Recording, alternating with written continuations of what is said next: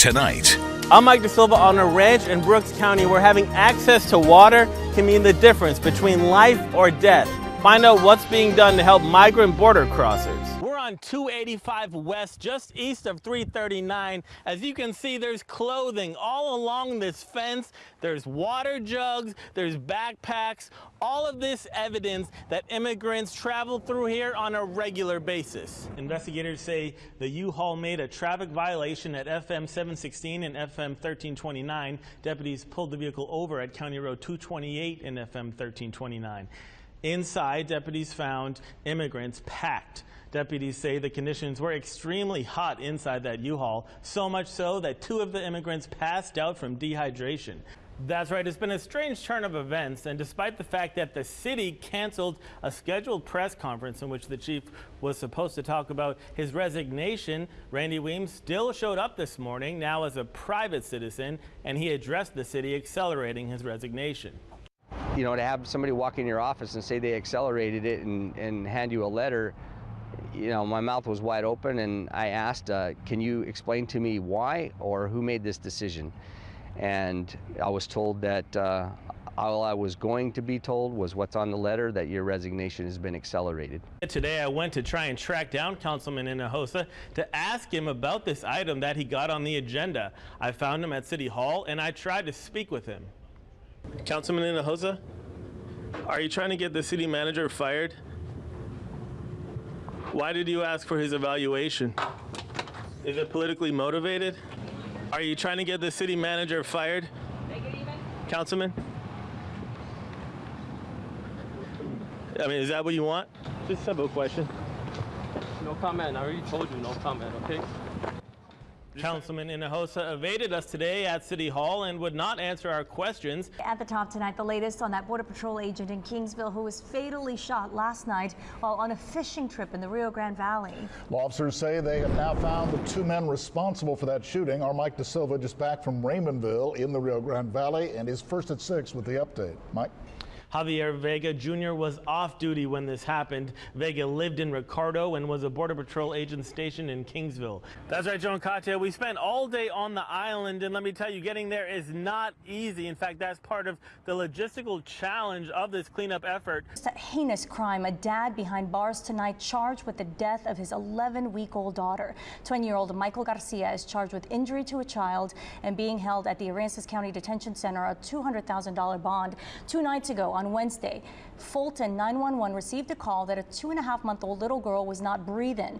She was taken to Driscoll Children's Hospital where she died yesterday from her injuries. Our Mike Dasilva was in Fulton today, and he got a chance to speak. You got a chance to speak with the little girl's mom, who actually told you the dad confessed to her he could not stop hitting the baby. That's right. She did say that. I spoke with her today at the RV park where she lives with Michael Garcia and their kids, and where this crime allegedly happened. 20-year-old Ashley Roethlisberger says she was at work when this happened, and she never would have left her children alone with their father, Michael Garcia, if she thought he was capable of doing something like this. She couldn't defend herself.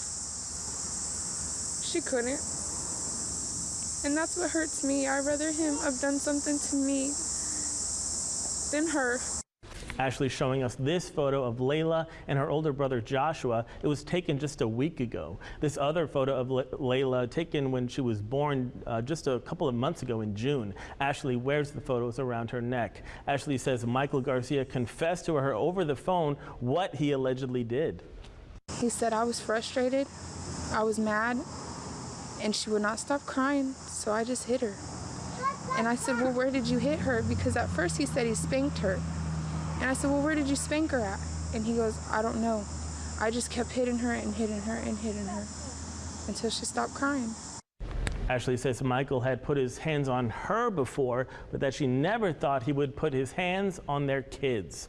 Coming up at 6 o'clock, a shocking revelation to the story that makes it even more sad. Katia? It's just absolutely horrible. Horrible, and she was just so sad, obviously, tears coming down her face, and it's just a tragedy. An infant. 11 weeks old. All right, Michael, thank you. Good evening, everyone. I'm Joe Gazen. And I'm Katu Diarte. It was a crime that shocked the small community of Bishop. Beloved high school librarian, 42-year-old Elizabeth Kaufman was found shot to death inside her home back on January 15th. The primary suspect in the case, 47-year-old Tommy Kaufman, Elizabeth's brother-in-law, had been on the run for the last 4 weeks, but he was caught yesterday. We'll have more on that in just a moment. Yeah, but first tonight we're hearing from Jack Kaufman, Tommy's brother and Elizabeth's husband. Our Mike Dasilva has that part of the story first at 6 tonight. Mike.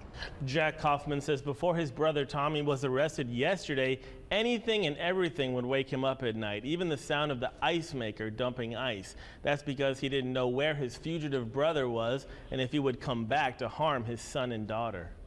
Extreme fear that he could come back out here, and I've still got my little girl and I got my little boy, and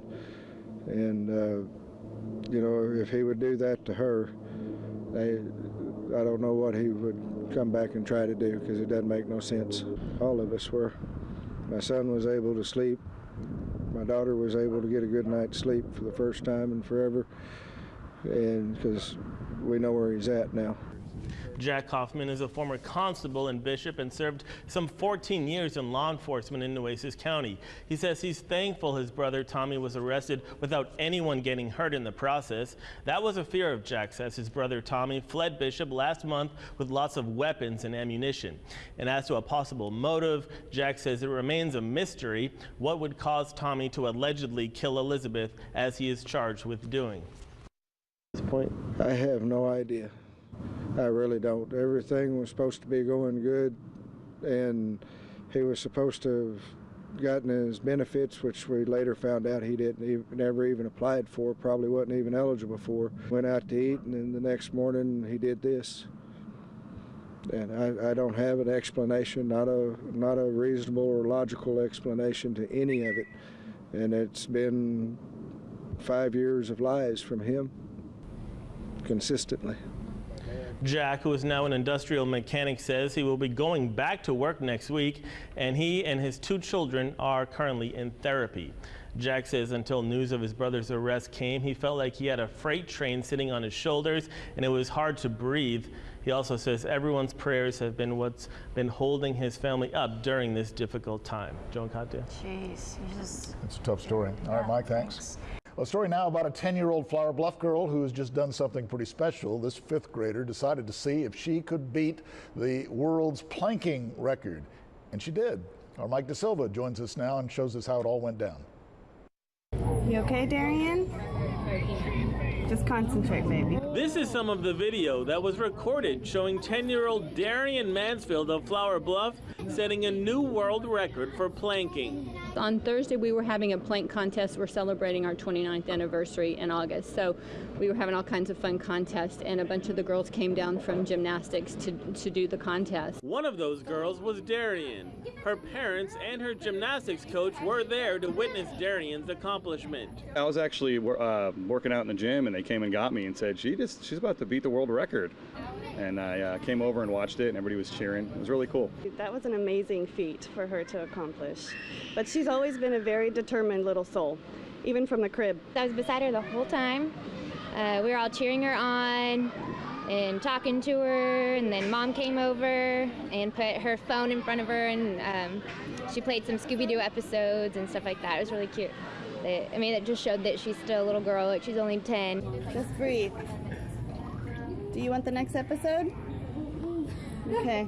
Darian says she's never planked that long before, and her record-setting plank was an impromptu thing. I just decided, once I realized how long I was actually going and that I wasn't hurting a lot, to try to go for the world record. Were you surprised that you were able to do it that long? Yeah. I was. What did it feel like afterwards?